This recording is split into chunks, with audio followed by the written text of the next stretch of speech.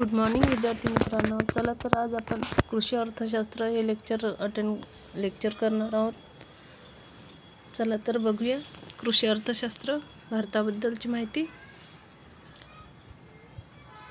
बघा, भारत हा कृषीप्रधान देश आहे. शेती हा भारतीयांचा प्रमुख व्यवसाय आहे. कृषी व कृषीशी संबंधित सर्वच व्यवसायांचा कृषी अर्थशास्त्रात समावेश होतो. पिकांसाठी भूमीची निवड करणे, शेतीसाठी आवश्यक अवजारे, पिकांची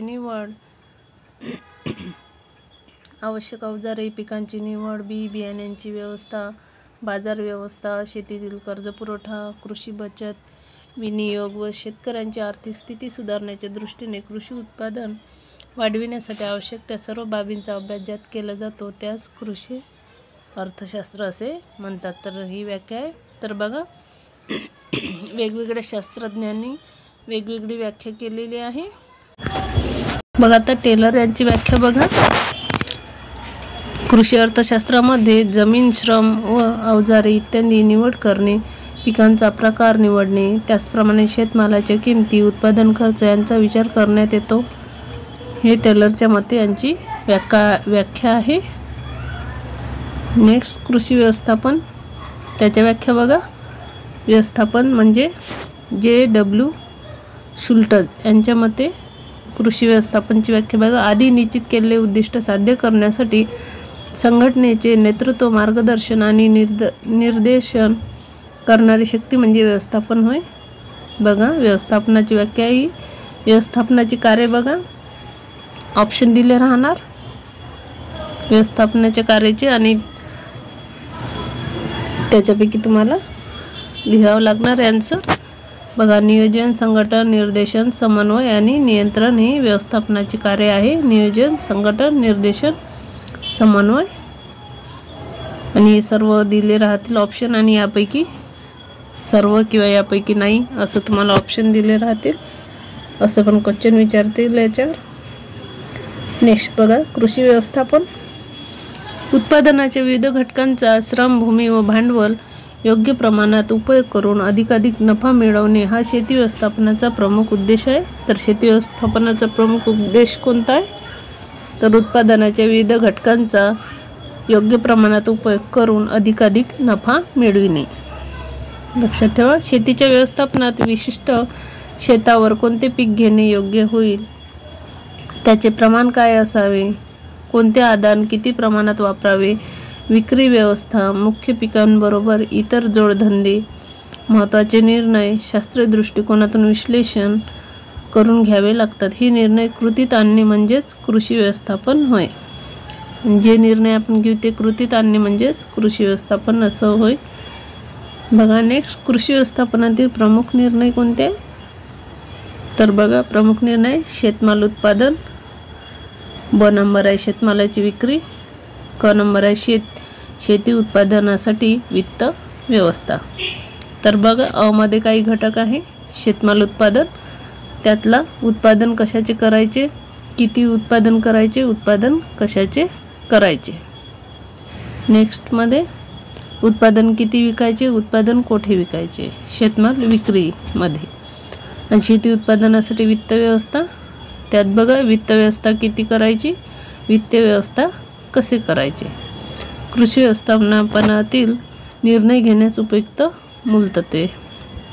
तर कोणते मूलतत्वे? घटती सीमांत उपयोगिता म्हणजे सीमांत उपयोगिता. बघा, एखाद्या वस्तूच्या नगाचा एका मागून एक उपभोग घेत गेल्यास शेवटच्या नगापासून उपयोगितेत पडणारी भर म्हणजे सीमांत उपयोगिता होय. तर सीमांत उपयोगिता म्हणजे काय? तर लक्षात ठेवा, व्यवस्थित वाचा. वस्तूंचा उपभोग जसा वाढत जातो तशी सीमांत उपयोगिता घटत जाते. बघा, इम्पॉर्टंट आहे. वस्तूचा उपयोग जसा वाढत जातो तशी सीमांत उपयोगिता घटत जाते. नेक्स्ट बघा, एखाद्या वस्तूचा साठा वाढत जातो तेव्हा एकूण उपयोगिता वाढत जाते, मात्र सीमांत उपयोगिता घटत जाते. लक्षात ठेवा, रिकामी जागासाठी विचारतात असे क्वेश्चन. ज्या ठिकाणी सीमांत उपयोगिता 0 होते ज्या ठिकाणी सीमांत उपयोगिता ही 0 होते त्या ठिकाणी एकूण उपयोगिता सर्वात जास्त असते. सीमांत उपयोगिता 0 आणि एकूण उपयोगिता सर्वात जास्त. एकूण उपयोगितेत वाढ होत असली तरी वाढ क्रमाक्रमाने घटत जाते. एकूण व सीमांत उपयोगिता एकमेकांच्या विरुद्ध दिशेने कमी जास्त होत जाते. तर कसे होत जाते? एकमेकांच्या विरुद्ध दिशेने कमी जास्त होत जाते. नेक्स्ट आहे घटत्या फलाचा नियम. तर हा सिद्धांत कोणी मांडला? तर कोणी मांडला घटत्या फलाचा नियम? हा सिद्धांत डॉक्टर मार्शल यांनी मांडला. लक्षात ठेवा, डॉक्टर मार्शल त्यांनी घटत्या फलाचा सिद्धांत मांडला. परंतु मूळ संकल्पना कोणाची? मूळ कल्पना ही गॉसेन व जोहान्स यांची आहे मूळ कल्पना. आणि सिद्धांत कोण मांडला? तर डॉक्टर मार्शल यांनी. तर कोणता सिद्धांत मांडला? घटत्या फलाचा सिद्धांत. आणि मूळ कल्पना कोणाची घटत्या फलाचा सिद्धांताच्या नियमाची? तर गॉसेन व जोहान्स. लक्षात ठेवा हे नाव. हा सिद्धांत शेती व्यवसायात लवकर अनुभवास येतो. इतर सर्व घटक कायम असताना एखाद्या वस्तूच्या घटकाच्या नगाचे प्रमाण वाढविल्यास त्यापासून मिळणारी उपयोगिता उत्पन्न वाढते, परंतु ते वाढीव नगांच्या तुलनेत कमी होत जाते. या तत्त्वामुळे आदानाच्या निविष्ठांच्या वापरांचे प्रमाण ठरविता येते. नेक्स्ट बघा मार्शलची व्याख्या. तर शेती पद्धतीत कोणतीही सुधारणा न केल्यास जमिनीत उपयोगात आणलेल्या भांडवल व श्रमाच्या मात्रामध्ये वाढ केल्यामुळे उत्पादनामध्ये होणारी वाढ प्रमाणापेक्षा कमी असते. वर्धी उत्पत्ती नियम बघा. वर्धी उत्पत्ती नियम म्हणजे इतर घटक कायम ठेवून फक्त एका घटकात वाढ केल्यास काही मर्यादेपर्यंत सीमांत उत्पादन वाढून जाते. त्यास वर्धी उत्पत्ती असे म्हणतात. जेव्हा सीमांत उत्पत्ती सरासरी उत्पत्तीपेक्षा जास्त असते तेव्हा सरासरी उत्पत्ती वाढवण्याची प्रवृत्तीही असते. जेव्हा सीमांत उत्पत्ती सरासरी उत्पत्तीपेक्षा कमी असते तेव्हा सरासरी उत्पत्ती घटण्याची प्रवृत्ती असते. लक्षात ठेवा असे पॉईंट. ज्या ठिकाणी सीमांत उत्पत्ती व सरासरी उत्पत्ती समान असतात तेथे सरासरी उत्पत्तीचा सरासरी बिंदू असतो. नेक्स्ट बघा स्थिर उत्पत्ती नियम. उत्पादनात काही काळ वर्धी उत्पत्ती दिसते, नंतर उत्पादन स्थिर किंवा प्रमाणशीर राहते व नंतर सीमांत एकापासून होणारी उत्पत्ती ह्रास पावू लागते. नेक्स्ट समसीमांत उपयोगिता नियम, महत्तम समाधानाचा नियम, तटस्थतेचा नियम, गॉसेनचा दुसरा नियम, मितव्यवस्थेचा नियम, प्रमाणबद्धतेचा नियम, वैकल्पिक व्ययाचे नियम, समसीमांत प्रत्ययाचे विकल्पी परिव्ययाचे तत्व, प्रिन्सिपल ऑफ इक्विपमेंट. नेक्स्ट बघा मार्शल यांची व्याख्या. जर एखाद्या व्यक्तीजवळ विविध उपयोगी वस्तू असेल तर ती व्यक्ती एक वस्तूचे विविध उपयोगासाठी अशा रीतीने विभाजन करेल की प्रत्येक उपयोगापासून मिळणारी सीमांत उपयोगिता समान राहील. एखादी सीमांत उपयोगिता दुसऱ्यापेक्षा जास्त असल्यास ती व्यक्ती दुसऱ्यांची मात्रा वाढवून अधिक समाधान देईल. वाचून घ्याल तुम्ही थोडं, कारण पर्यायनाचे तत्व बघा. पर्यायनाचे तत्व कसं आहे हे पण वाचून घ्या. तुलनात्मक फायद्याचे तत्व, याच्यावर क्वेश्चन आला होता बघा. उत्पादकाला जास्तीत जास्त फायदा मिळविण्यासाठी पिकांची निवड करताना पिकांचा उत्पन्न खर्च व बाजारभाव विचारात घेऊन तुलनात्मक किंवा टक्केवारीने सर्वात जास्त फायदा देणारे पीक निवडावे. उदाहरणार्थ नाशिक द्राक्षे, महाबळेश्वर स्ट्रॉबेरी. उपक्रमाच्या संयुक्तीकरणाचे तत्व. जास्तीत जास्त फायदा मिळवण्यासाठी कोणता उपक्रम सुरू करावा हे कळते. शेतकरी शेती करताना शेती व्यवसाय, दुग्ध व्यवसाय, पशुपालन या व्यवसायाची खालील प्रकारे निवड करू शकते. स्वतंत्र उपक्रम, शेती व्यवसाय, दुग्ध व्यवसाय, पशुपालन, तीनपैकी एकाची निवड होते. बघा 2 नोट्समधून काढलेले क्वेश्चन आहे, त्याच्यामुळे हे पण बघा आणि ते पण बघा. कृषीशास्त्र ज्या शाखेत शेतकऱ्यांच्या व्यवसायात महत्तम नफा मिळविण्याच्या उद्देशाने निरनिराळ्या संसाधनाशी संबंधित विविध घटकांचा परस्पर संबंधांच्या नियमांचा अभ्यास केला जातो त्या शाखेस कृषी अर्थशास्त्र असे म्हणतात. भारताच्या आर्थिक विकासात शेतीचे योगदान बघा. अन्नधान्य पुरवठा, कृषी माल निर्यात व्यापार, विविध उद्योगांना कच्चा माल पुरवठा, भांडवल निर्मितीस हातभार, राष्ट्रीय उत्पन्नात हिस्सा, कृषी मालावर आधारित उद्योगधंदे. नेक्स्ट बघा कृषी व्यवस्थापनाची व्याख्या. शेतीमधील व्यापारी उद्दिष्टे साध्य करण्यासाठी मार्गदर्शन करणारे शास्त्र म्हणजे कृषी व्यवस्थापन शास्त्र होय. शेती धोरण. शेती धारण क्षेत्राचे प्रकार बघा. तर सीमांत धारण क्षेत्र 1 हेक्टरपेक्षा कमी आकाराचे धारण क्षेत्र. भारतात सीमांत धारण क्षेत्र हे 56.6% आहे. तर लहान धारण क्षेत्र बघा किती आहे, 1 ते 4 हेक्टरपर्यंतचे धारण क्षेत्र म्हणजे लहान धारण क्षेत्र. आणि लहान धारण क्षेत्राचे प्रमाण हेक्टरी किती आहे, तर 28.6% आहे, लक्षात ठेवा. मध्यम धारण क्षेत्र 4 ते 10 हेक्टरपर्यंतचे धारण क्षेत्र म्हणजे मध्यम धारण क्षेत्र. आणि भारतात मध्यम धारण क्षेत्र किती आहे, तर 9.1% आहे. मोठे धारण क्षेत्र 10 हेक्टरपेक्षा अधिक धारण क्षेत्र म्हणजे मोठे धारण क्षेत्र. भारतात मोठे धारण क्षेत्र हेक्टरी किती आहे, तर 35.7% आहे. 18 एप्रिल 1951 या दिवशी विनोबा भावेंनी तेलंगणातील पोचमपल्ली या गावी जमीन दान घेऊन भूदान चळवळीची सुरुवात केली आहे. तर भूदान चळवळीची सुरुवात कोणी केली, विनोबा भावे यांनी केली. आणि कधी केली, तर 18 एप्रिल 1951 मध्ये. म्हणजे तारीख दिली आहे पूर्ण.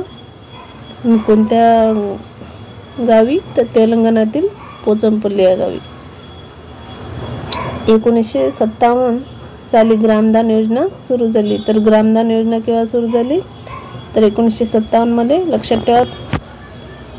कृषी संघटन पद्धती बघा. सामान्य शेती, कृषी संघटनाच्या पद्धती, त्यातील पद्धत बघा. सामान्य शेती. शेतीतील उत्पन्न एका विशिष्ट स्रोतापासून न मिळता निरनिराळ्या पिकापासून किंवा स्रोतापासून मिळते ती शेती सामान्य शेती होय. निर्वाह शेती म्हणजे बघा कुटुंबाच्या उपभोगासाठी शेतीचे उत्पादन असलेली शेती म्हणजे निर्वाह शेती होय. नेक्स्ट बघा व्यापारी शेती. शेतीतील उत्पादन हे प्रामुख्याने बाजारात विक्रीसाठी असते, अर्थात नफा कमविण्याच्या उद्देशाने केलेली शेती म्हणजे व्यापारी शेती होय. नेक्स्ट बघा सहकारी शेती. अनेक शेतकऱ्यांनी एकत्र येऊन विशिष्ट स्वरूपात सहकारी मार्गाचा अवलंब करून केलेली शेती म्हणजे सहकारी शेती होय. सरकारी शेती म्हणजे यामध्ये जमीन सरकारी मालकीची असून सरकारी व्यवस्थापनाच्या देखरेखीखाली श्रमिक काम करतात. सामूहिक शेती बघा. यामध्ये शेतकरी आपल्या जमिनीवरील हक्क सोडून संयुक्त लागवड करतात, त्याला सामूहिक शेती असे म्हणतात. कूड शेती. जमीनदाराला खंड किंवा हिस्सा देऊन त्याच्याकडून जमीन कसण्यासाठी घेतली जाते ती शेती म्हणजे कूड शेती. जमीनदाराला खंड देऊन आणि त्यांची शेती कसण्यासाठी घेतली जाते त्याला कूड शेती असे म्हणतात. शेतमालाची किमती स्थिर ठेवण्यासाठी 1965 मध्ये कृषी मूल्य आयोगाची स्थापना झाली. तर कधी झाली कृषी मूल्य आयोगाची स्थापना, 1965 मध्ये, लक्षात ठेवा. आयोगाचे नाव बदलून सध्या कृषी मूल्य व किमती यासाठी आयोग असे ठेवले आहे. महाराष्ट्र शेतीमालाच्या आधारभूत किमतीविषयी शिफारस करण्याचे कार्य शेतमाल किंमत समिती करते. नेक्स्ट बघा कृषी पतपुरवठा. अल्प मुदतीचे कर्ज, मध्यम मुदतीचे कर्ज आणि दीर्घ मुदतीचे कर्ज. बघा एक अल्प मुदतीचे कर्ज, याच्यावर क्वेश्चन आलेले आहे त्याच्यामुळे लक्षात ठेवा नीट.